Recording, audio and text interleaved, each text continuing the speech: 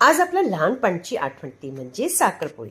एखादा पिठाचा गोळा करून अशा पद्धतीने वाटी करायची, त्यात साखर घालायची 2 चमचे आणि मोदक आपण कशा पद्धतीने करतो त्या पद्धतीने करू शकता किंवा तुम्हाला जसं करता येईल त्या पद्धतीने करून त्याला बंद करायचा, गोळा करून घ्यायचा आणि नंतर त्याला पीठ लावून अगदी लाटून घ्यायचं. लाटताना मात्र पातळ लाटायचं नाही, थोडंसं जाडसरच लाटायचं, म्हणजे अगदी पराठा करतो ना त्या पद्धतीने.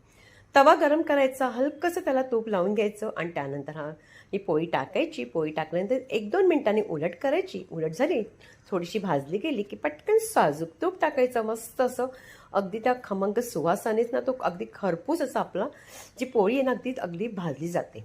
आणि बघा याला उलट करायचं आणि बघा किती मस्त अगदी फुलली सुद्धा आहे. अशाच पद्धतीने करायचे आणि त्यानंतर अगदी सगळे साखर विरघळली जाते, अगदी जाळी पडू लागते त्या आपल्या पोळीमध्ये. काढून ती कापूनही तुम्हाला दाखवते, अगदी मस्त अशी जाळी पडलेली. अशाच पद्धतीने करून रेसिपी आवडली तर लाईक करा.